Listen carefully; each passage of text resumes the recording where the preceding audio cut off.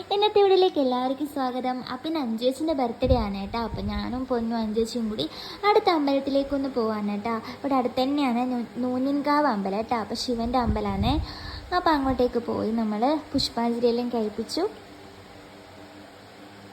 അപ്പോൾ ഇതാ നല്ല നട തുറന്നിട്ടുള്ള സമയമായിരുന്നു കേട്ടോ. അപ്പോൾ നമ്മൾ പ്രാർത്ഥനയെല്ലാം കഴിഞ്ഞിട്ട് തിരിച്ച് പ്രസാദമെല്ലാം വാങ്ങി കുളത്തിലെല്ലാം ഇറങ്ങിയിട്ട് അങ്ങ് നമ്മൾ തിരിച്ച് വീട്ടിലേക്ക് പോയി.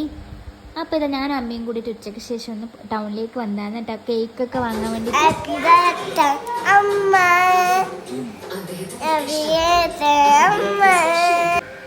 അപ്പോൾ തക്കര പറഞ്ഞായിട്ട് നല്ല രസമില്ല, ഞാനൊരു വീഡിയോ എടുത്താണ്.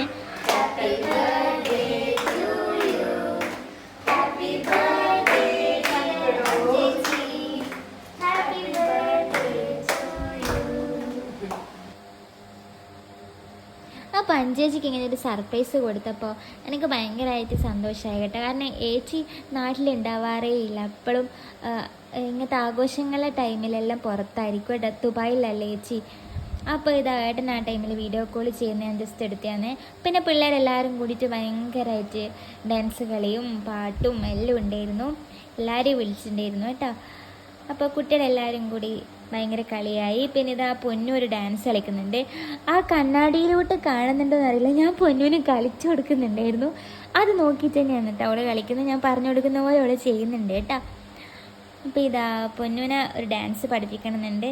പിന്നെ ഞാൻ ഏച്ചിക്കൊരു ഗിഫ്റ്റ്, ഒരു ചെറിയൊരു ഗിഫ്റ്റ് കൊടുത്തിട്ടുണ്ടായിരുന്നു. ഏച്ചിക്കത് ഭയങ്കരമായിട്ട് ഇഷ്ടമായിരുന്നു പറഞ്ഞു.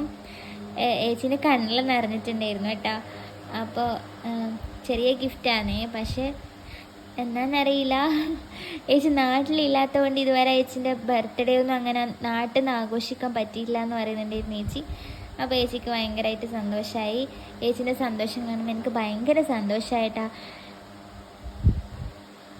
ഇതുപോലെ തന്നെയാണ് കേട്ടോ എൻ്റെ കാവേച്ചി നാട്ടിൽ അധികം ഉണ്ടാവാറില്ല ഓരോ ഫംഗ്ഷൻ വരുമ്പോൾ. പിന്നെ അതെൻ്റെ അമ്മയാട്ടാ. പിന്നെ ഇതാ ചിഞ്ചുവായിട്ട് എപ്പോഴും ഉള്ള പോലെ തന്നെ കുറച്ച് വീഡിയോസെല്ലാം എടുത്ത്. പിന്നെ ഇതാ പിള്ളേരെല്ലാവരും കൂടിയിട്ട് ഫുഡെല്ലാം കഴിക്കലായിരുന്നു. ബിരിയാണി വല്യമ്മ വന്നിട്ടുണ്ടായിരുന്നു കേട്ടോ, വല്യമ്മൻ്റെ കൺസേൺ. അപ്പോൾ വല്യമ്മ അഞ്ചും കൂടിയിട്ട് ബിരിയാണി ഉണ്ടാക്കിയിരുന്നു, ബിരിയാണി. അപ്പോൾ അടിപൊളി ബിരിയാണിയായിരുന്നു, എല്ലാവരും കഴിച്ച്. ചിഞ്ചുവിനെ കണ്ട, ചിഞ്ചു ഭയങ്കര എക്സ്പ്രഷൻ ക്യൂനാണ് കേട്ടോ. പിന്നെ വല്യമ്മയും അമ്മയും കൂടി പുറത്തുനിന്ന് കത്തി അടിക്കുന്നുണ്ടായിരുന്നു, അതിലടിക്കാൻ പോയി നോക്കിയതാണ്. പിന്നെ നമ്മളെല്ലാവരും ഫുഡ് കഴിച്ച്